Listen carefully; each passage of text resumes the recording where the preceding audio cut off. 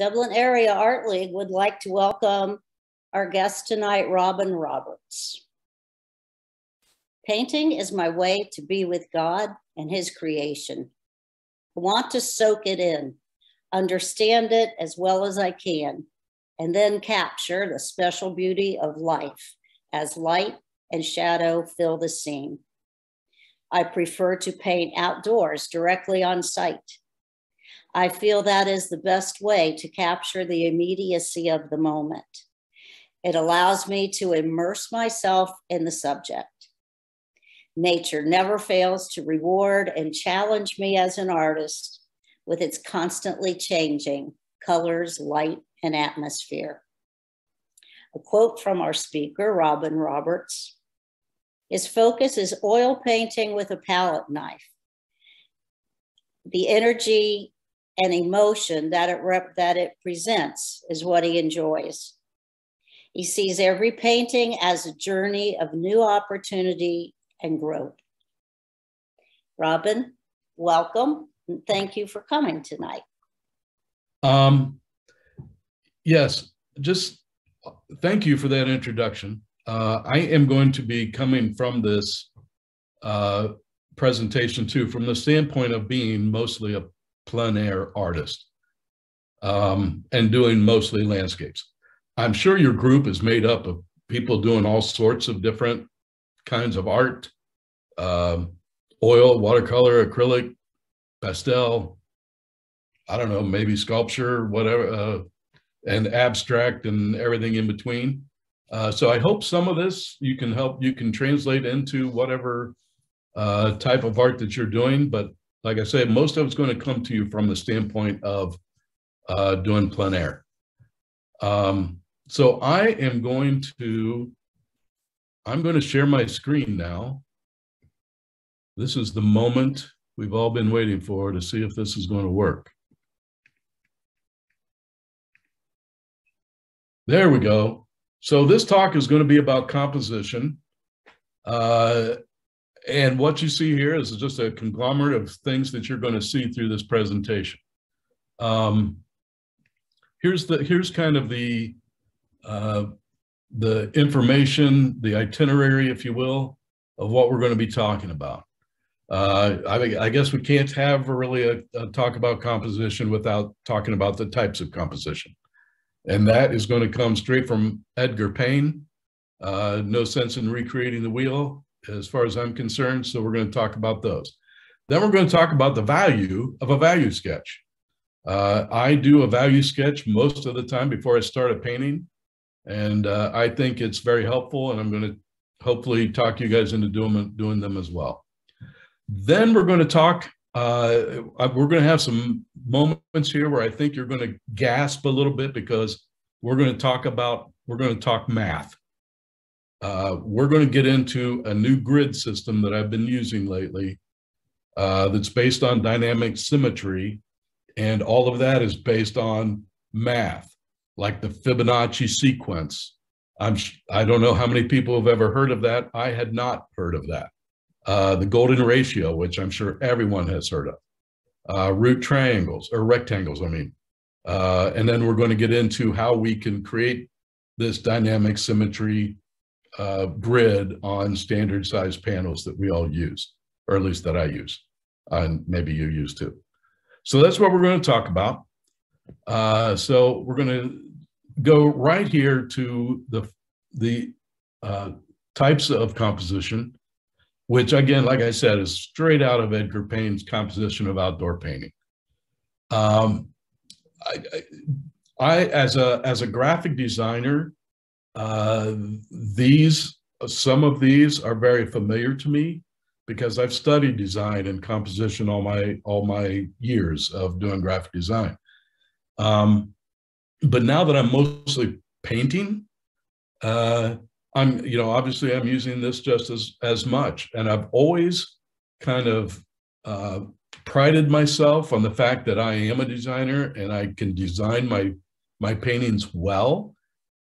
But one of the reasons I'm doing this conversation about composition is because I need to grow in that as well. Again, as a plein air artist, I enter a lot of competitions, the national juried competitions. I do probably 5 or 6, 7 of those things a year. I just love doing them.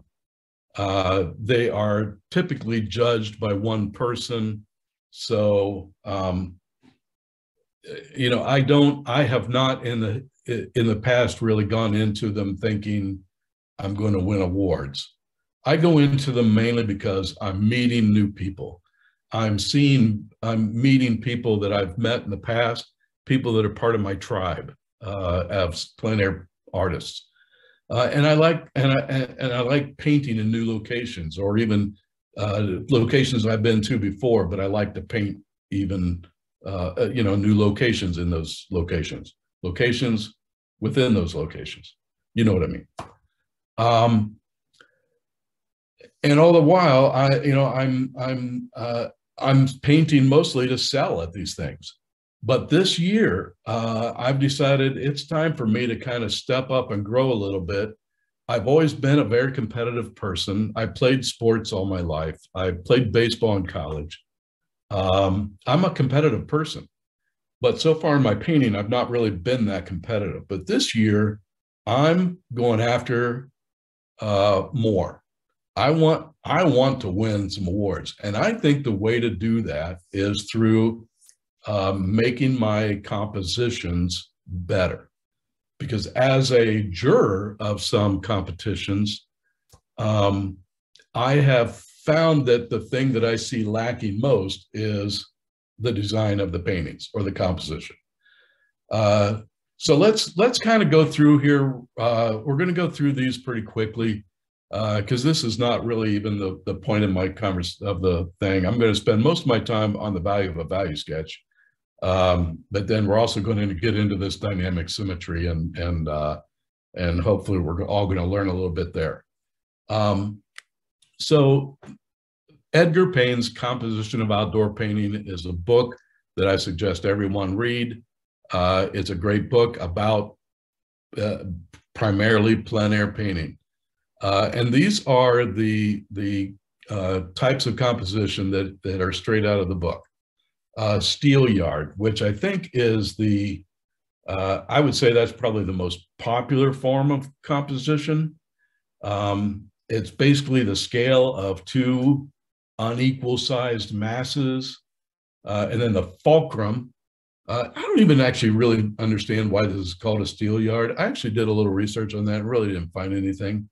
But so the fulcrum goes closer to, obviously, to the weighted piece because you're trying to balance the painting. So that becomes that, or the larger item becomes the focal point. And there's usually a vertical visual connection between the main unit and the lesser weights. And keep in mind, you can also utilize the whole distance by using the foreground, middle ground, and background of this thing.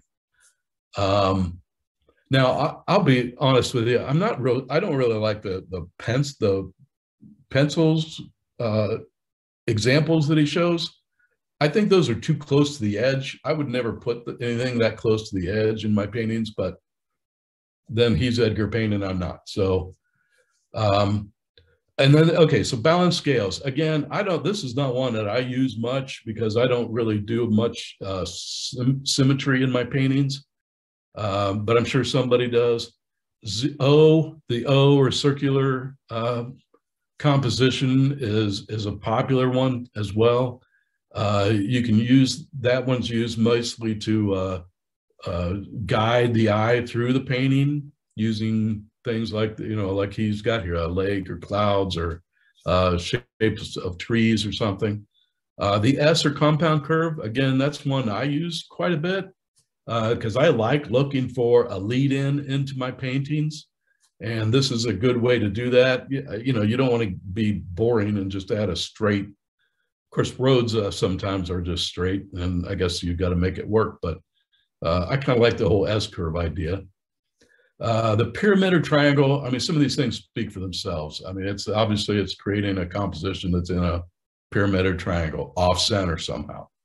The cross, I don't really see that in landscape that much. I guess he does because he's got a couple of examples there that way. But it could be useful for boats or bare trees without the leaves on them, I guess. Maybe buildings would be good for that thing.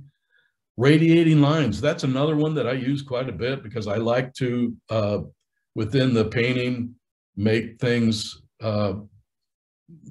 focus towards the focal point lines, broken lines leading you into the focal point. The L or rectangle, again, I don't know that that's really, that's not really used all that much. I don't feel like, or at least I don't see it all that much. So I'm moving on from there.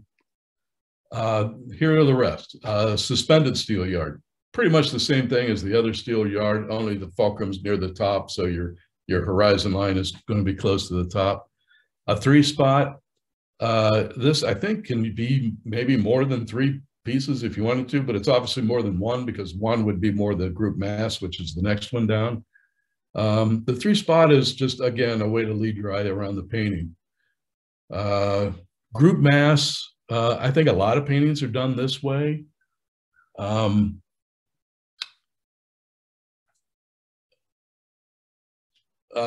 I think this is probably more useful in still lives, which I don't do a whole lot of, but I'm guessing that maybe that's more useful that way.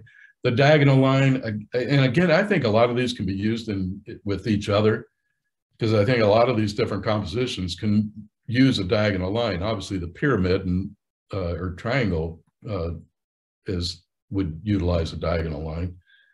The tunnel, I think the tunnel is much like the O or circular composition, only this time, instead of a way to move your eye around the canvas, you're using it to focus the viewer to the point of interest. Silhouette, I think that's mostly, backlit situations, but obviously you got to make sure you balance the canvas as far as the darker tones and the lighter tones. And then pattern, I think pattern is mostly used in abstract. Keep in mind, most of these truths are Robin's truths. I don't know that for sure, whether that's the case. I don't see a lot of pattern in landscape paintings, although there are a lot of patterns in landscapes, but I don't think you see them mostly in landscape paintings unless you're focusing really on a tight subject matter. So that's, sorry.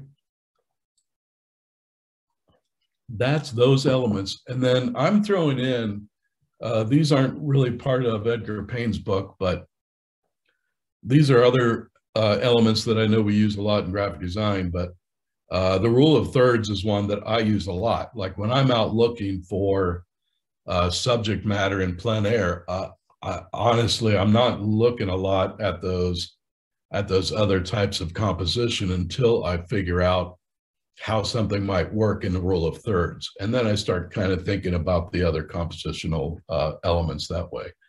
And because it, when you're out in the field in plein air, rule of thirds can get kind of loosey-goosey. So you're probably looking more at the golden section than you are the rule of thirds a lot. And then there is the golden triangle, the spiral section, the golden spiral. Those are all going to play a part in this new grid system that I've been using that we're going to talk about later. So I'm going to save that for later. And then harmonious triangles is really just golden triangles, only backwards. So and both are used in this new grid system. You're going to be surprised when we get there. So I guess that's the end of the first section. I'm probably going way too fast, but does anyone have any questions here? Maybe I need to stop sharing so I can see people then. Well, right. I was wondering if when you pick a composition, do you try to include more than one, or do you focus on one mainly? Well, when I do sketches, I'll try to do more than one. I'll think about more than one. But once I get to the actual design, it could use more than one of those. Like I said, I mean, they're like the diagonal and the pyramid are really the same thing, if you ask me.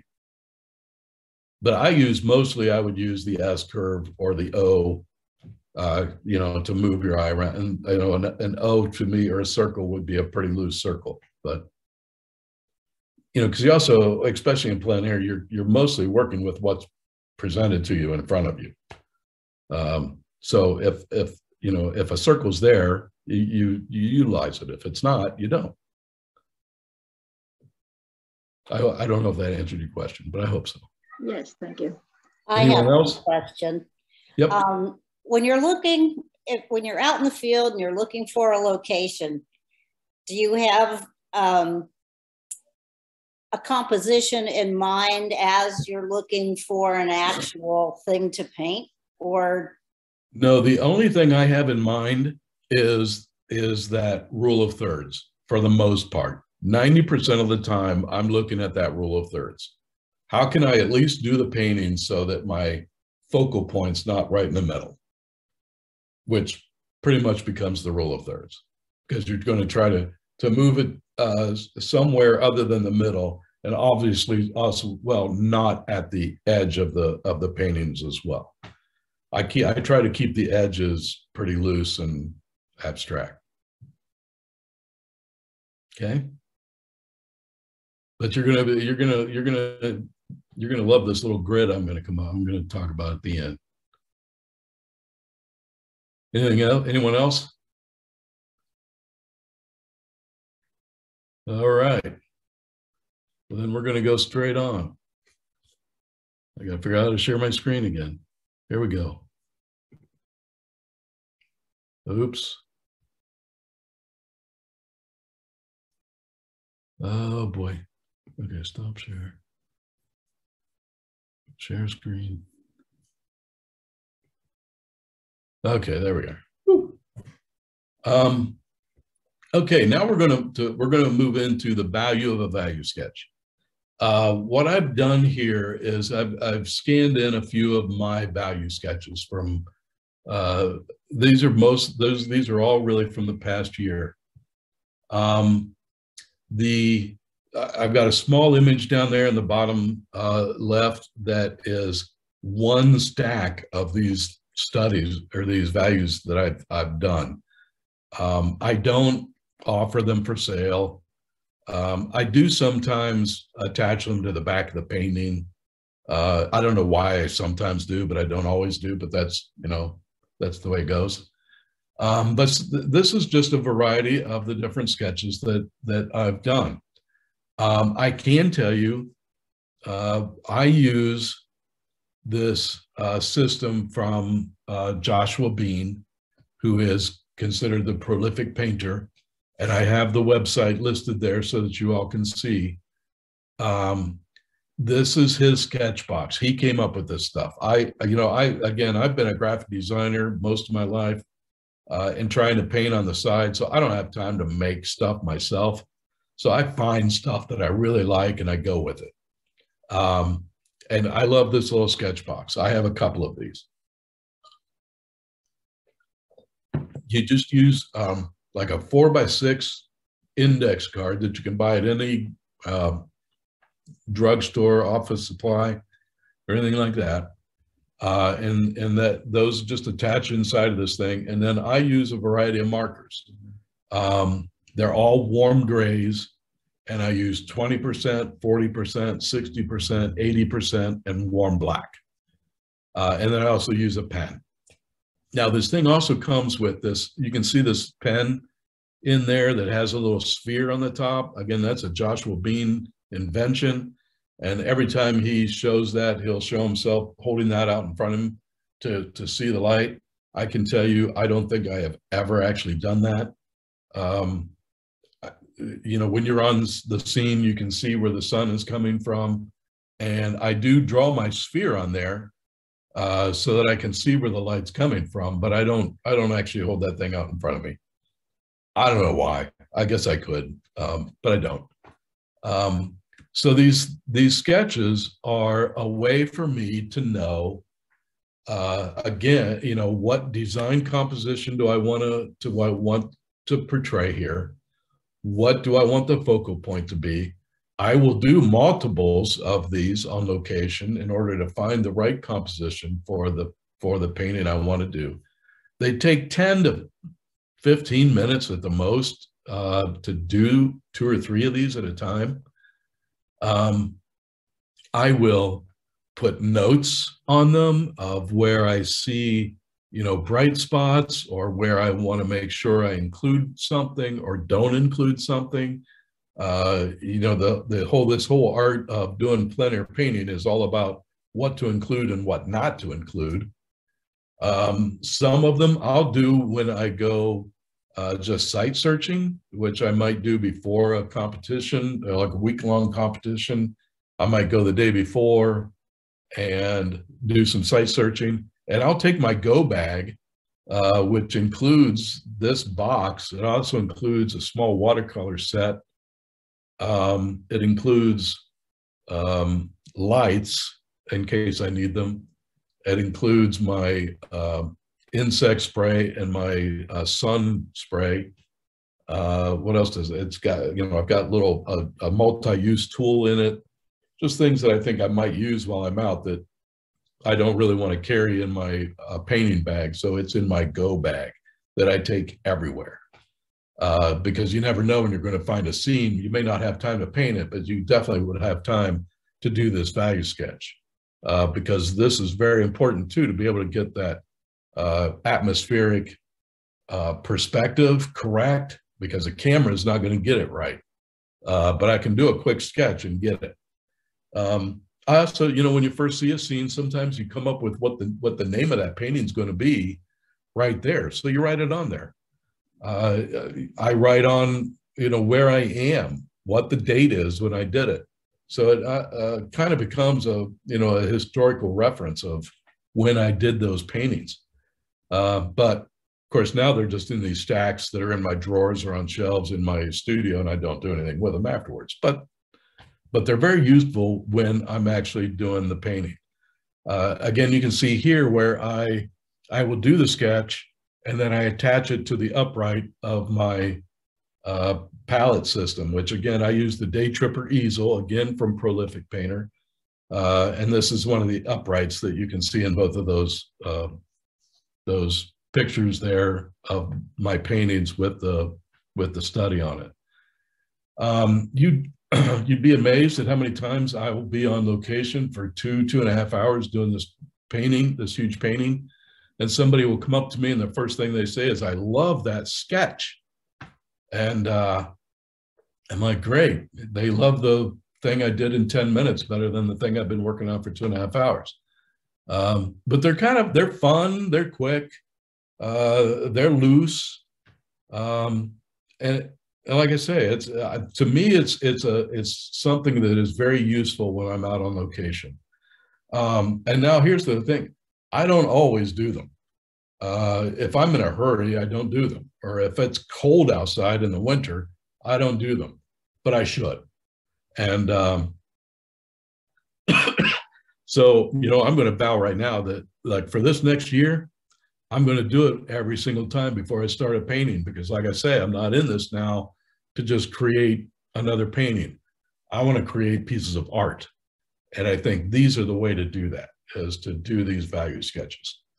Another quick thing is sometimes, not always, but sometimes I include a thrust, what is called a thrust map. And a thrust map is where you would indicate the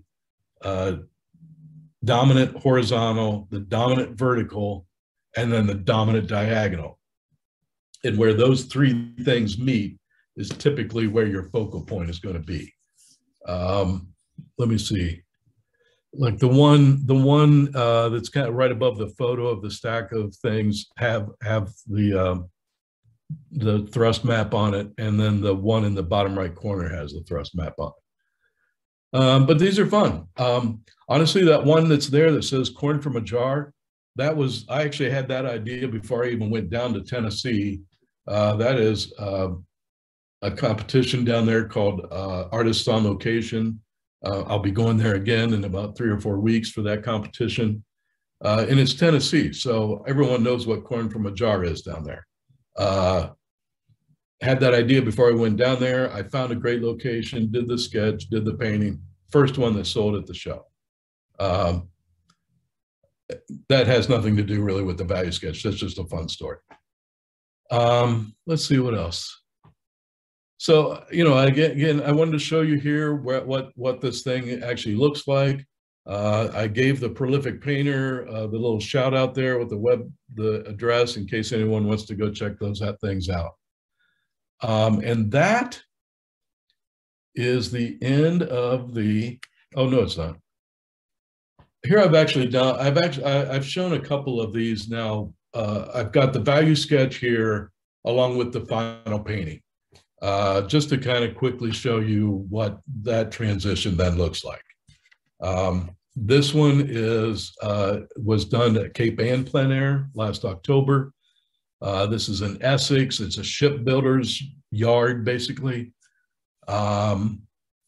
So you can see in the value sketch, I think the painting actually is pretty darn close to what the value sketch showed.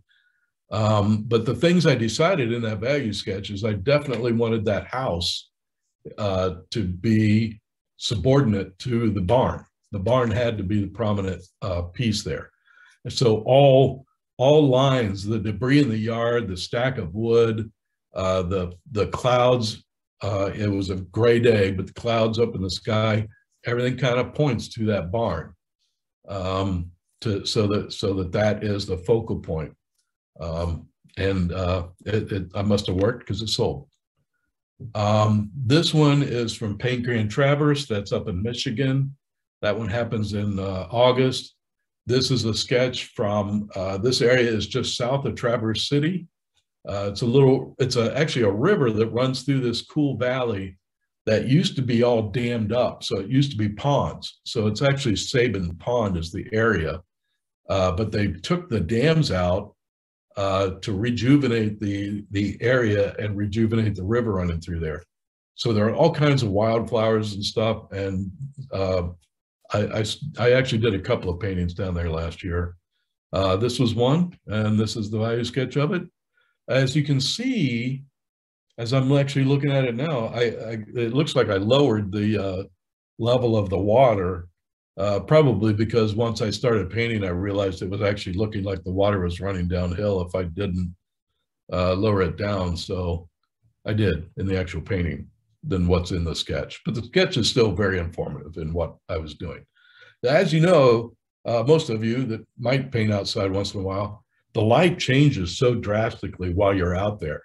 Now this is just an 8x10, so this probably took me about an hour and a half to do that one. So the light doesn't change that much in an hour and a half, but a 16x20 like this one is will take me upwards of 4.5, 5 hours to complete. And you know, by the time I finished this painting, the shadows were coming totally from the other side of the woods and not from this side.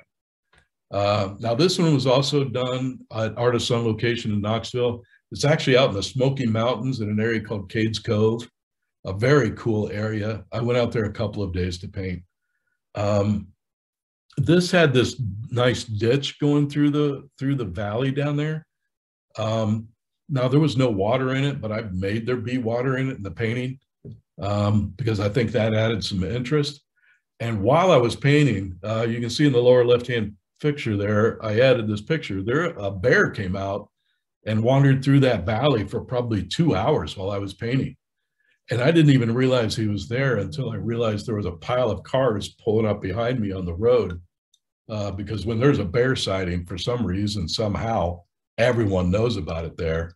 So there was all these people there, and there were people walking all the way down into that valley, taking pictures of that bear. I thought they were nuts. But that's just part of what you see. There was also a deer that ran through there while that bear was out there.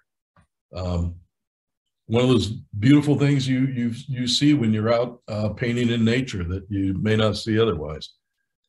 And again, I think I stayed pretty close. Now here, you can see on the sketch, I was going to call this thing Holy Smokies, I can get pretty creative sometimes. And then other times I, say, oh, it's a barn number one. But so I was going to call this Holy Smokies, but then when that bear made his self known, I painted the bear into the scene. He's right at the base of those trees on the right-hand side. And so then I called it Da Bear. Many of you may remember the whole Da Bears from the Chicago Bears. Anyway, I called it Da Bear. It sold, so I was happy. All right, now that is the end of the value of a value sketch. So I'm going to now, that is just a glimpse of what the excitement lays ahead here. I'm going to stop sharing real quick and see if anyone has any questions about the value of a value sketch.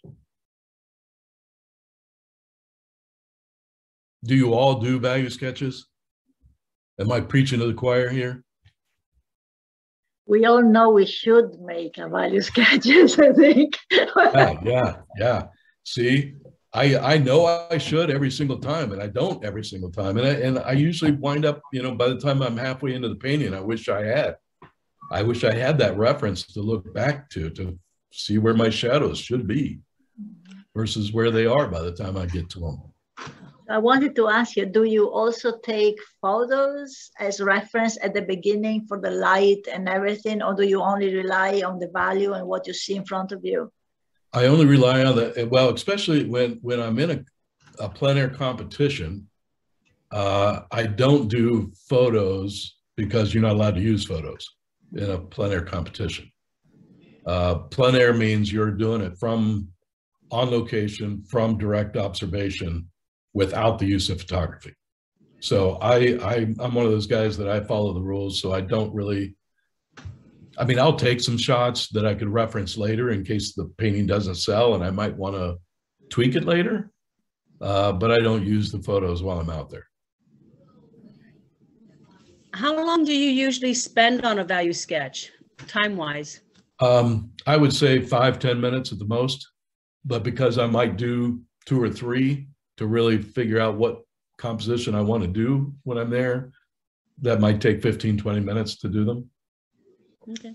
And what I do is I'll set all my stuff up.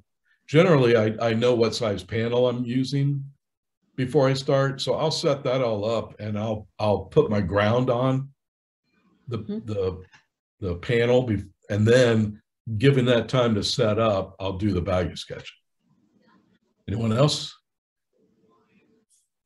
We're going to get into the meat of this thing now. You guys are going to, have we lost anyone yet? Because we might lose them now. We're going to talk math here.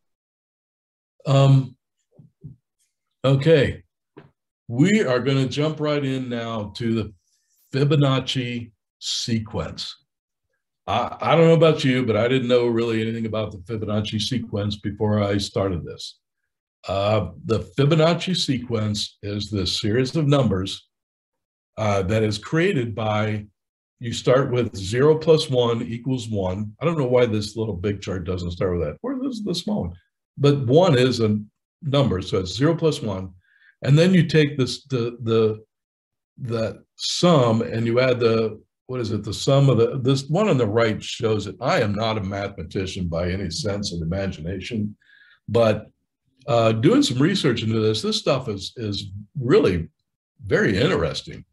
Again, I'm not, I don't know all the know-hows and the why nots of how this is all created, but I can tell you, like here you can see the 1 + 1 = 2. So the 1 plus the 2 = 3. And then you drop the 2 down plus the 3 and it equals 5.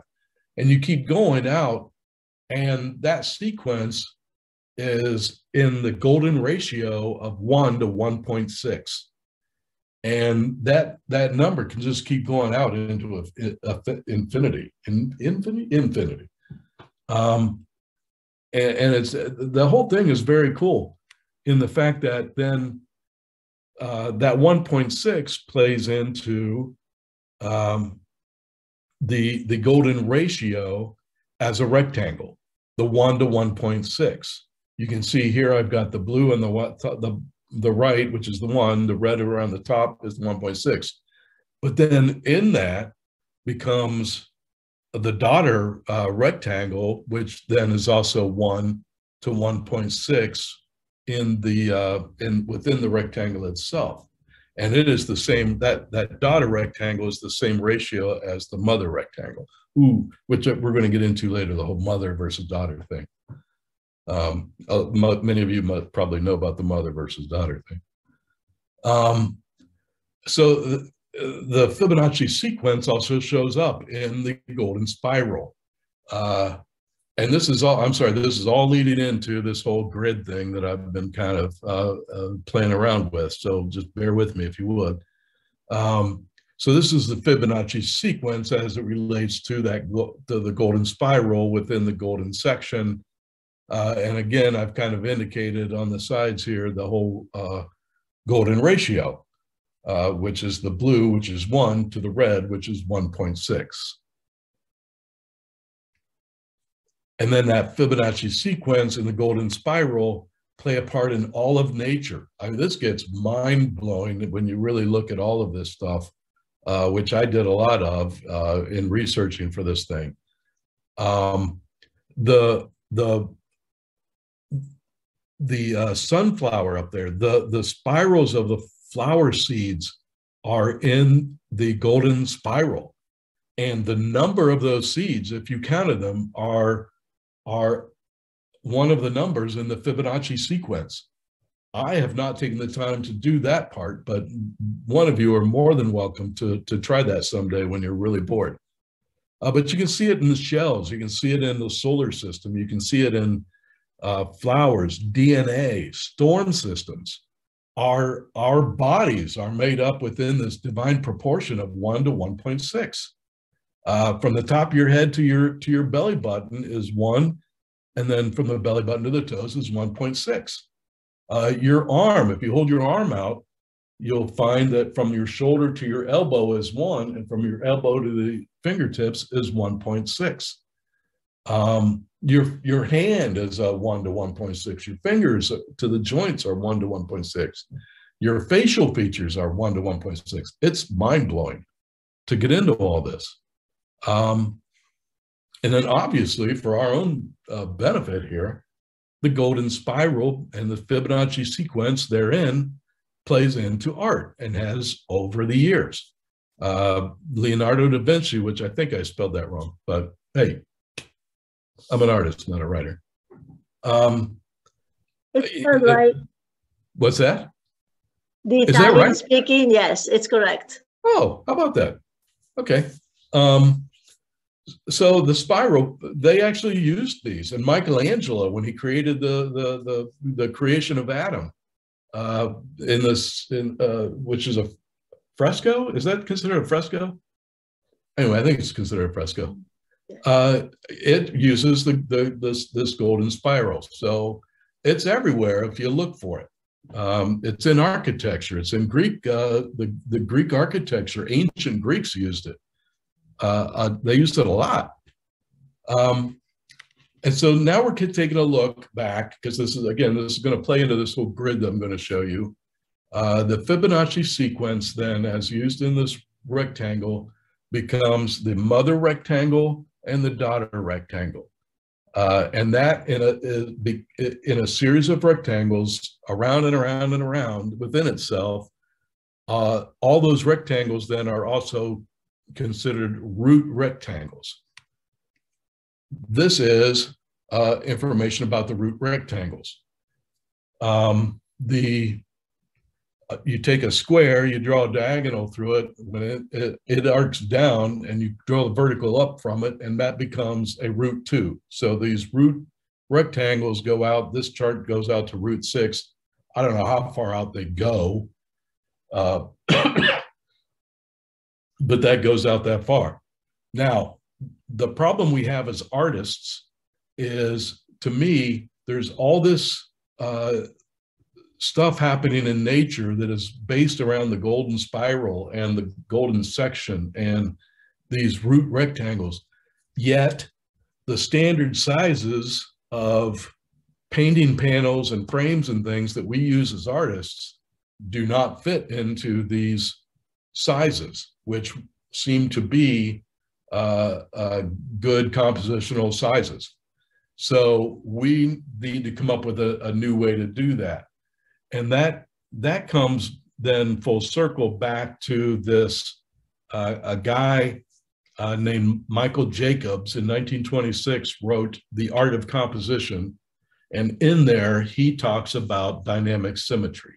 Now, I think dynamic symmetry has been around even before then, but this was maybe the first introduction of dynamic symmetry into art. But you can see it in old art, old architecture, Greek architecture, and all those things. Here I did show, though, a 5x7, in case anyone paints at 5x7, is a √2 size. And then a 1:2 ratio, so 10x20, is considered a √4.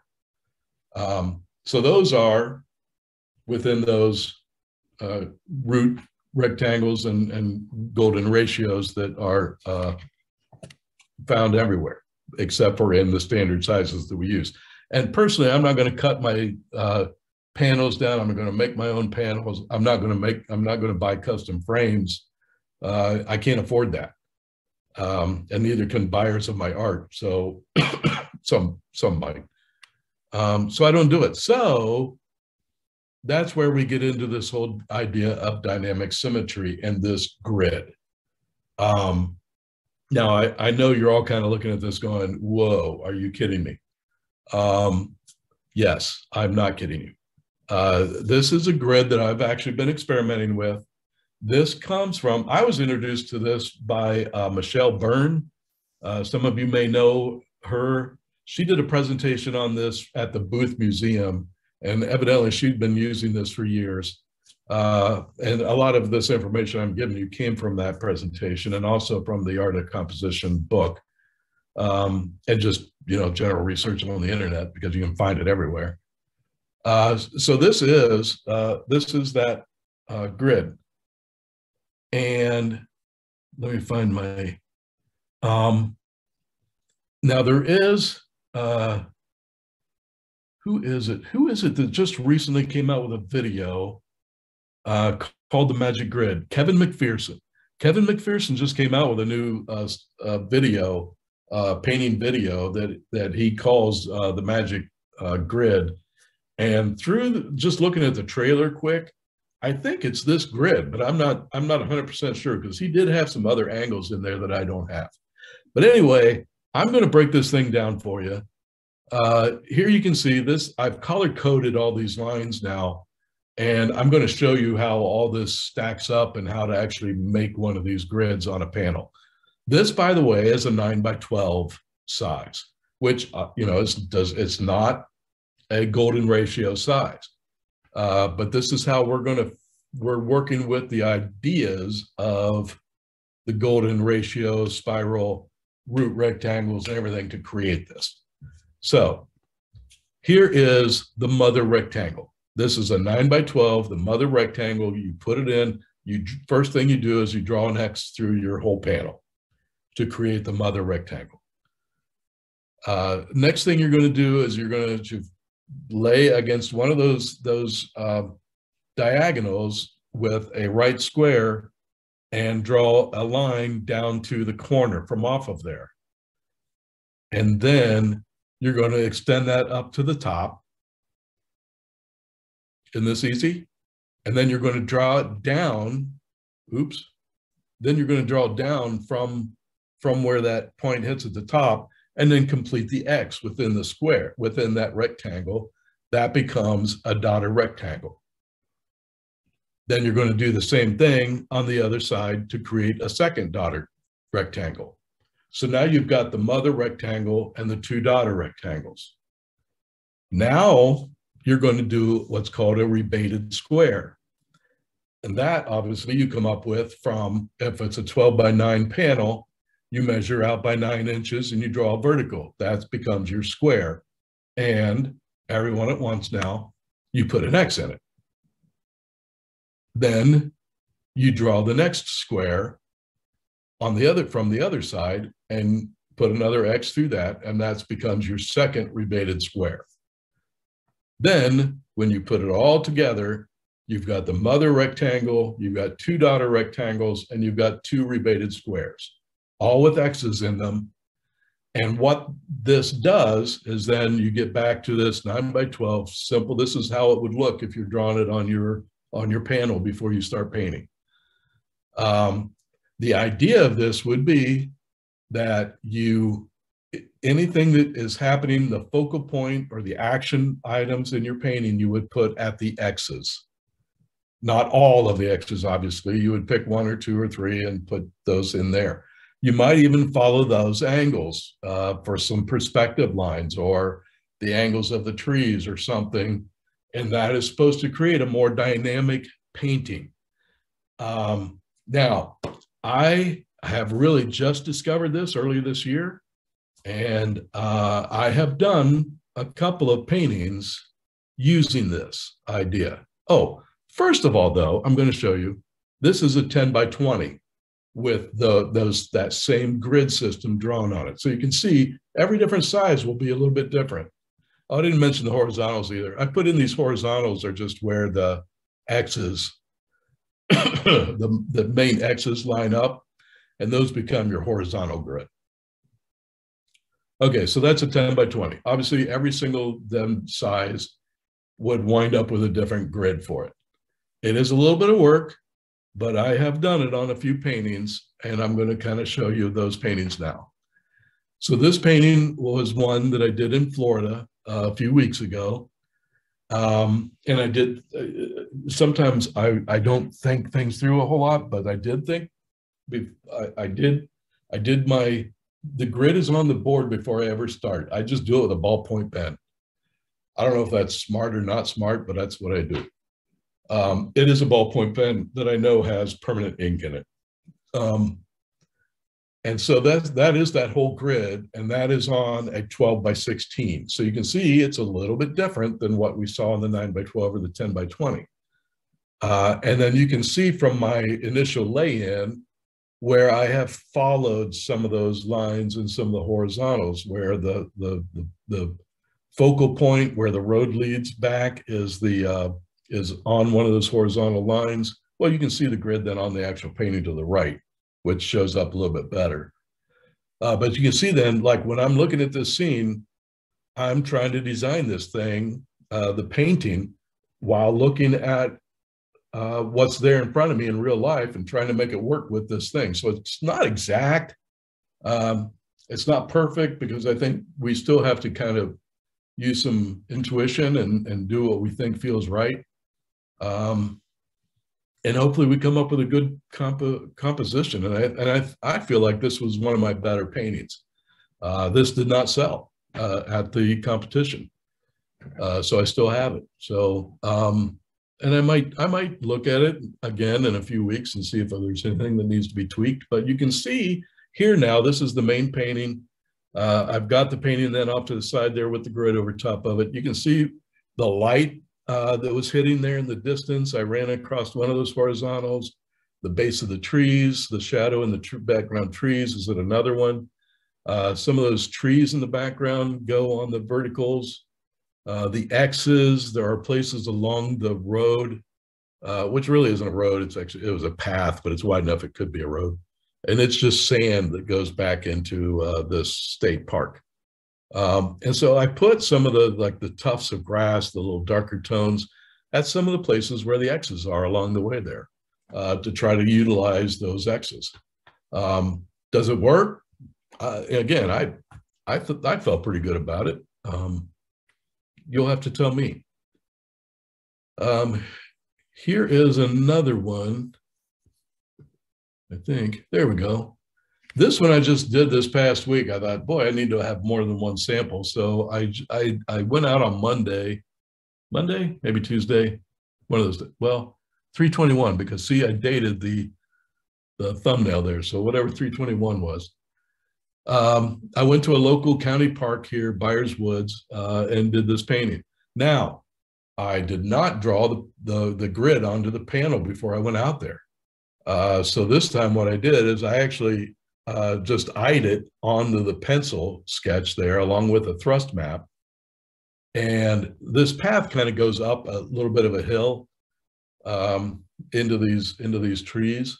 So then I also, when I put my ground, my cover color on the background, I then etched out the lines of the grid in that, and then did my drawing of the scene over top of that. And then I actually went back just for the sake of this and drew some of those lines back in through what I painted in, just so you could see the grid. Here though, I only did the rebated squares because this is a 9x12 painting. And personally, I think in a 9x12, the daughter verticals are too close to the center. So I didn't even bother using those. I just used the rebated squares and the X's involved in those.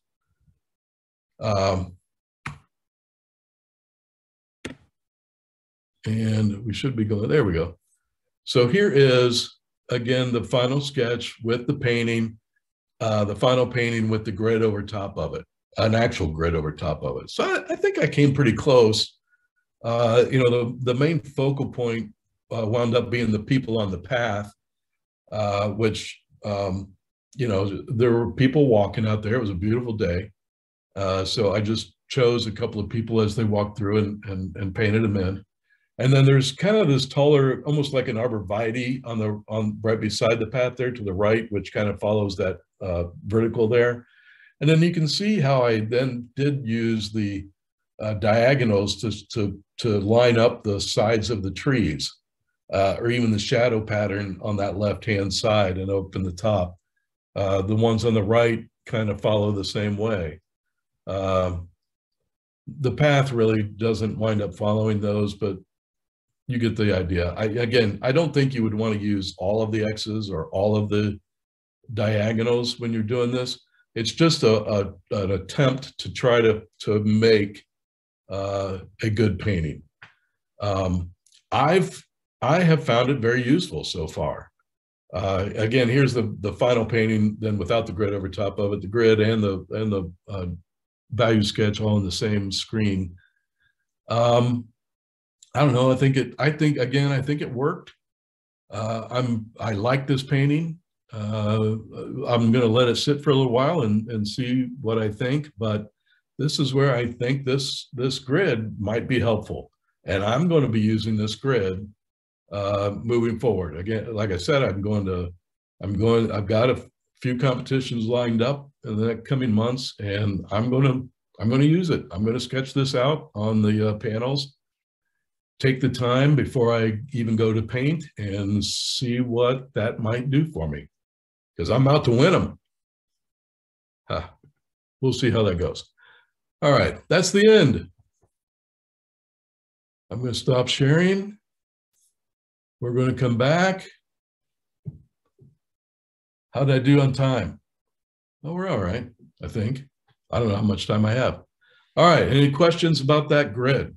I know that might have been a little shocking. The math part might have been a little boring. It was for me. But I felt like I needed to include that to kind of build into the reason for that grid. One thing I noticed in your painting that you did in Florida, yep, with the sand path and your background line of trees looked like almost a curve. And I don't know if it was just the way that you had your grid lined up, but instead of looking like a flat background of trees, it almost looked concave as you look at it. So I don't know if there's just something in our neurons that pick up on the Fibonacci sequence, but to me, it just had a different visual shape. Okay. I'm wondering if you can come back in a few months and tell us how your competitions went with using this grid. That's a good idea. Sure. Or you guys can all follow me on social media, and you can keep me accountable. Okay. We'll see how this goes. I don't know if any of you follow me now. I don't keep that close of an eye on who's following. So. And are you on Instagram then, or Facebook I am. and Instagram? Everything is Robin Roberts Fine Art. So Facebook is Robin Roberts Fine Art. Instagram is Robin Roberts Fine Art. My website is robinrobertsfineart.com. So yes, both Instagram and Facebook. I don't do Twitter or TikTok. I think there are artists doing TikTok now, aren't there? I don't know. I don't know. My kids do TikTok. Younger artists. I think they artists. mostly dance out there, don't they? But I don't know. I don't know what they're doing. Have you ever taken any of your older paintings and just laid the grid on it? Like just to see if you subconsciously kind of was already following it? You know, I do think that there's some, I have not to answer that question directly, but I do think that some of my older paintings that I thought were still pretty good, I think would follow that. Like the one I showed of the valley with the bear in it. I think that one would fit real nicely in that grid, but I have not done that. I've been so new to using this grid myself that I really haven't taken the time to see how it has worked on any of my older paintings. Of course, now too, that painting sold, so I really don't have the painting itself, but I do have the photos of it. Can I ask you a question? It doesn't pertain to the composition, but can you tell us a little bit about your palette? How many colors, and if do you stick with the same palette every time you go out in plein air? I do. I have the same palette when I go out in plein air and when I work in the studio.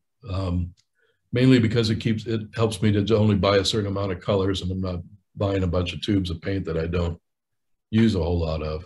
Mm-hmm.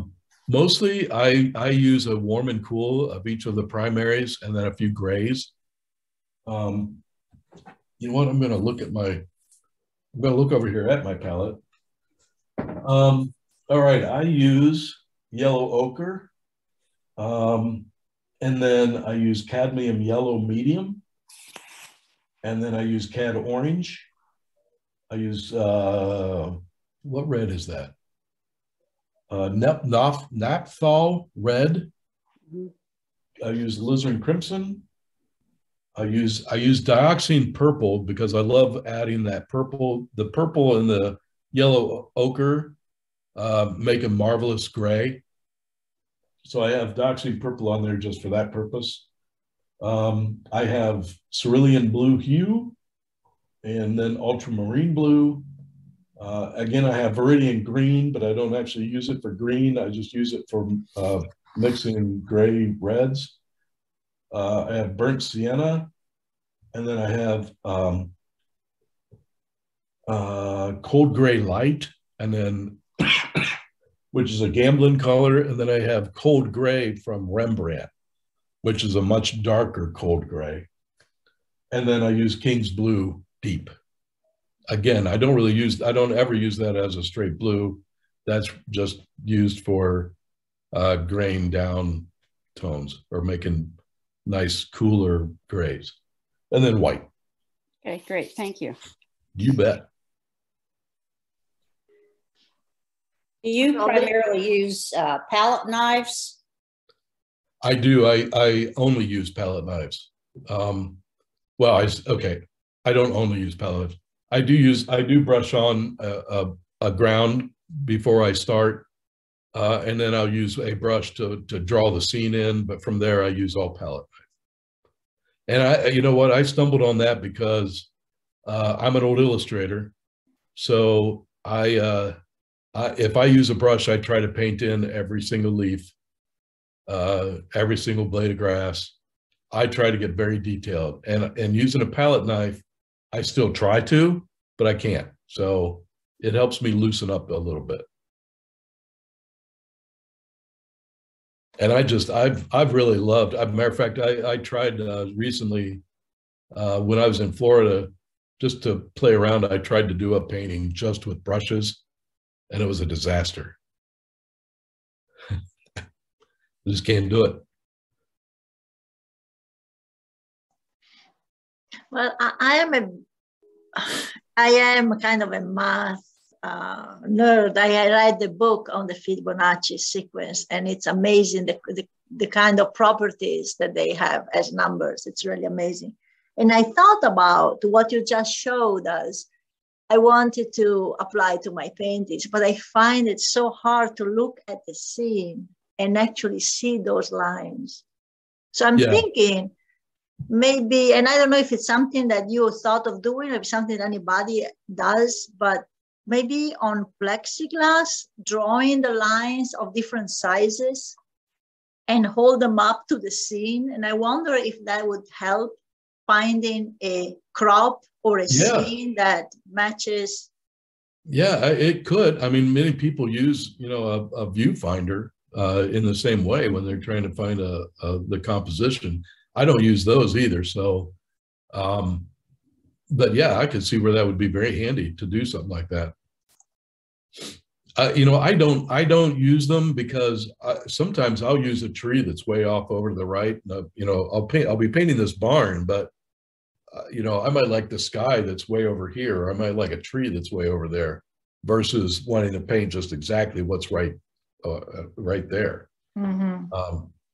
So that's why I personally don't use them, but I could, you know, I do think that could be very useful. I have found though that by just having that grid on the panel now I do it in the pen. I did one in pencil, and when I did my initial wash on the board, it just all went away. So